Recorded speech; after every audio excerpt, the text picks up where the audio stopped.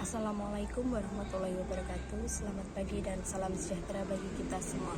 Pertama-tama marilah kita panjatkan puji syukur kehadirat Allah Subhanahu wa taala karena berkat rahmat dan hidayahnya hingga detik ini kita masih diberikan nikmat berupa kesehatan.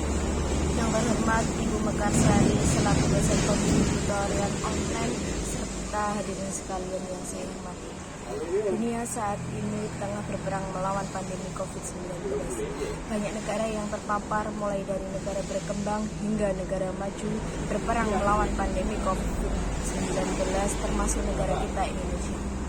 Saat ini obat ampuh untuk melawan virus corona belum ada, tapi penyebarannya dapat kita cegah dengan kedisiplinan yang kuat dari diri kita sendiri. Tidak terasa kita sudah melewati pandemi COVID-19 selama 2 tahun belakangan ini. Setelah kita ketahui bahwa COVID-19 sudah ada di Indonesia sejak awal tahun 2020. Tepatnya pada tanggal 2 Maret 2020, Presiden Jokowi mengumumkan pertama kali adanya kasus COVID-19 di Indonesia, yakni dialami oleh seorang ibu dan putrinya yang tinggal di Depok, Jawa Barat. COVID-19 atau biasa yang disebut virus corona adalah suatu kelompok virus yang menginfeksi sistem pernafasan. Pada banyak kasus, virus ini hanya menyebabkan infeksi pernafasan ringan seperti flu. Namun, virus ini juga bisa menyebabkan infeksi pernafasan berat seperti infeksi paru-paru atau biasa disebut pneumonia, serta virus ini bisa menimbulkan kematian.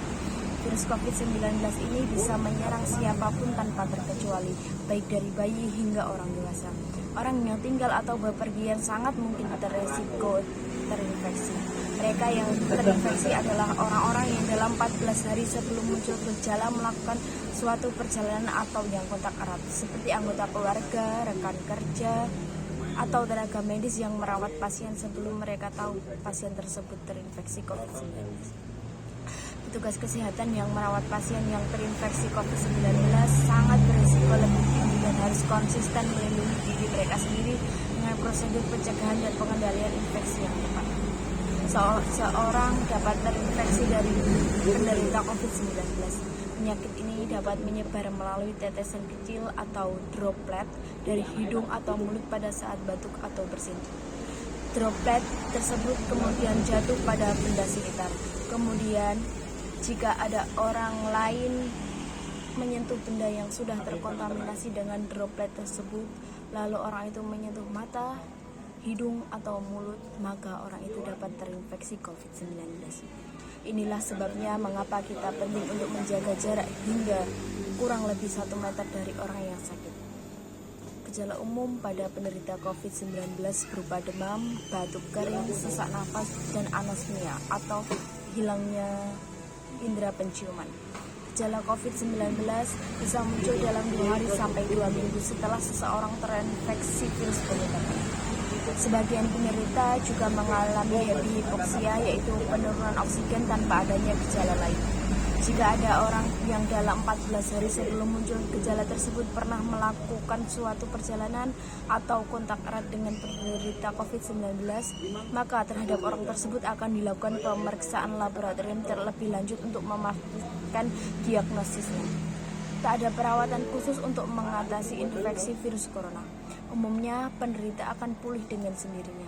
Namun ada beberapa upaya yang bisa dilakukan untuk meredakan gejala infeksi virus corona, seperti minum obat untuk mengurangi rasa sakit, memperbanyak istirahat, memperbanyak asupan cairan tubuh serta vitamin.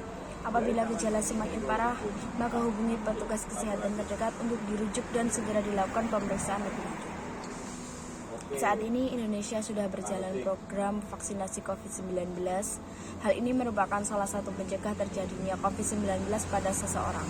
Selain itu, beberapa cara lain untuk mencegah virus ini seperti menjaga kesehatan dan kekebalan tubuh, mencuci tangan dengan air mengalir atau bisa menggunakan hand sanitizer, menutup hidung dan mulut ketika batuk atau bersin, tetapi memakai masker ketika bepergian atau sedang sakit itu sangat perlu.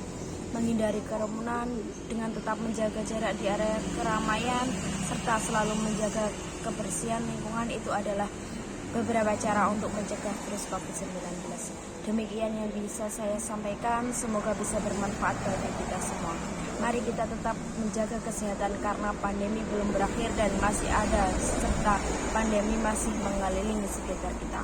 Mohon maaf bila ada kesalahan tutur kata. Saya akhiri. Wassalamualaikum warahmatullahi wabarakatuh.